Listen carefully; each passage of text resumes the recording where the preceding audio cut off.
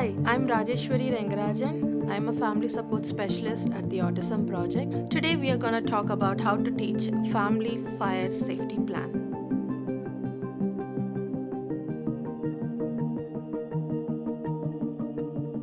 Hi, my name is Susan Jewell, and I am the manager of family support. Welcome to the Autism Project.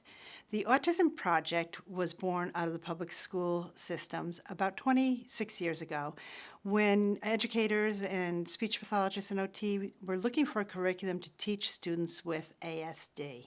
Fast forward 26 years now, who are we? We are an eclectic group of educators, clinicians, parents, and individuals with ASD. We provide support and services to families. That is what I'm passionate about, family education and parent support. We also have social groups for individuals starting at age 5 all the way up through adult groups. We have a summer camp, Camp Wanna Go Again, that is also starting at age 5, and we also have a week that is just our adults. In addition, we have a training and consultation team that provides worldwide training to employers and educators to help support individuals with ASD. This is the Autism Project's family support team. We are all parents of individuals, children with ASD, so we have lived experience. We also have the ability to speak in many languages. We have a language line as well as bilingual family support specialists. Everyone on our team is a certified community health worker, and we look forward to working with you. Before we learn about a new tool, we like to do just a little recap of what is autism. And I'm going to read this directly from the slide. Autism spectrum disorders refer to a neurodevelopmental disorder that is characterized by difficulties with social communication, social interaction, restrictive and repetitive patterns in behaviors, interests, and activities, and by definition, the symptoms are present early on in life and affect daily functioning. And I read that verbatim from the American Psychological Association.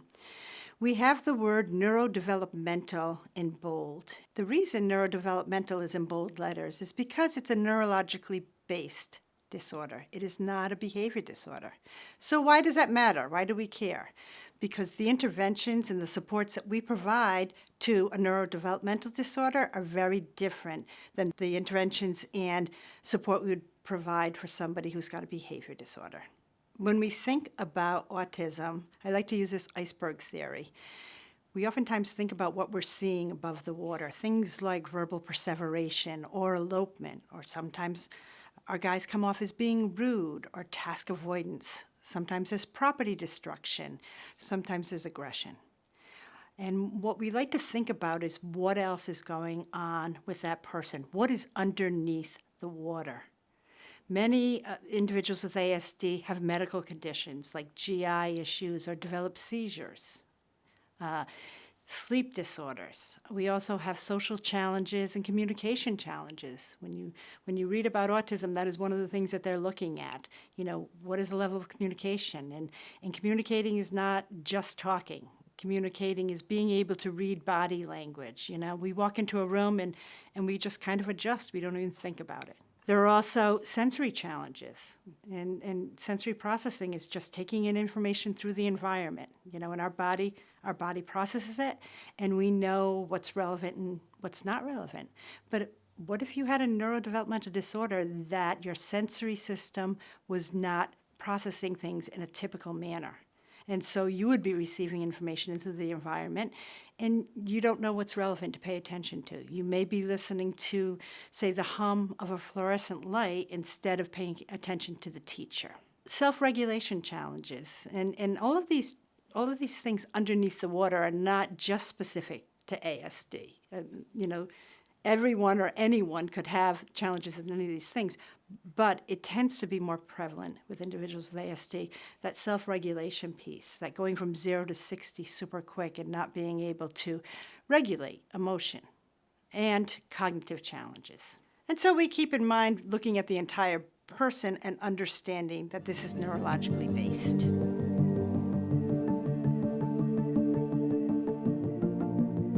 Why have a plan? Without a proper preparation or a plan, often our kids with autism become overwhelmed or they hide, they elope. In order to consider the safety, we have to have a plan and have to be practicing it. To ensure all family members are safe, create a safety plan to exit the house when the smoke alarm goes off. Prevent, prepare, and practice. These are some of the things that we can do to prevent a fire. Check that there are smoke detectors in every bedroom and also on all floors, and test the batteries frequently. While cooking, do not leave any foods unattended, particularly when there is a deep frying equipment involved. Avoid using space heaters. Keep checking the electrical cords. Check for any damage. And also make sure that you do not overload the electrical cords with many plugs because they tend to overheat at some point and may result in fire.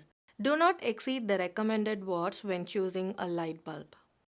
Prepare. We are going to prepare ahead of time. We would want to draw a picture of your home and mark all the exit points to safely exit the house when the fire alarm goes off. Use the Autism Project social narrative to create a custom fire safety plan for your family. The social narrative that we use at the Autism Project looks something similar to this.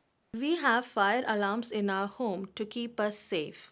When the fire alarm beeps, I will leave the house and wait at the mailbox. The mailbox is my family's emergency meeting area.